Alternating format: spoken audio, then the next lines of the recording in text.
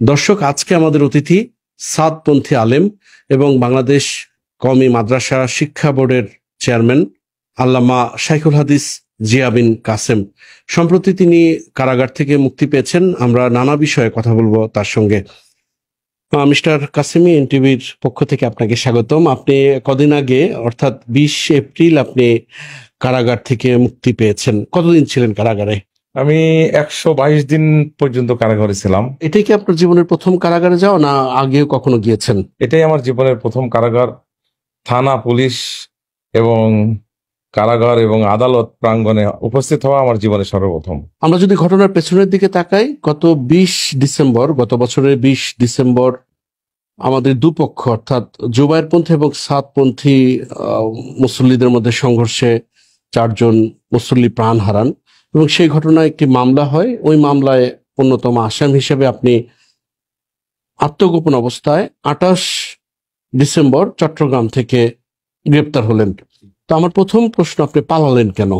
আত্মগোপনে আপনাকে কেন যেতে হলো? আসলে এই বিষয়টা হলো, এটা তো আমরা প্রথমে মামলাই মনে করি নাই, যেহেতু আমরা কোনো দোষী নয়, আমরা নির্দোষ।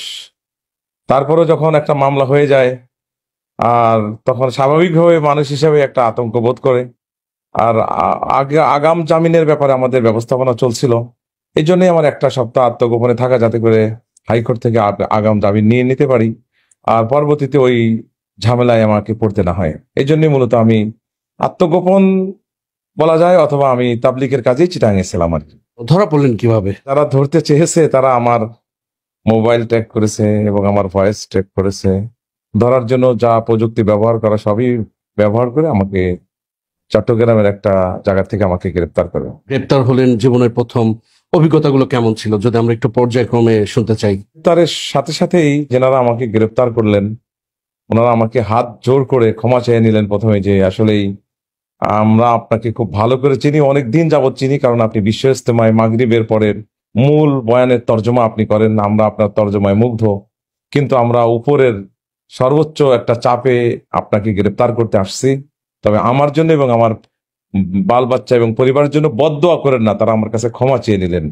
তো আমি তখনই বুঝতে পারলাম যে বিষয়টা কোনো ষড়যন্ত্রের শিকার আমি হতে যাচ্ছি, যেহেতু তারা আমাকে চিনছে এবং আমার কাছে ক্ষমা প্রার্থনা চাচ্ছে, যে আমাকে এবং তারা বললে যে আমাকে এবং আমার পরিবারের সবার জন্য আপনি বদদোয়া করেন না। এবং তারপর থেকে তারা আমার সাথে যে আচরণ করেছে, খুবই মানে সম্মানজনক আচরণ করেছে আমার সাথে। এরপর আমাকে চট্টগ্রাম থেকে গাজীপুর ডিবি সেন্টারে নিয়ে আসছেন, ডিবির যে কার্যালয়ে।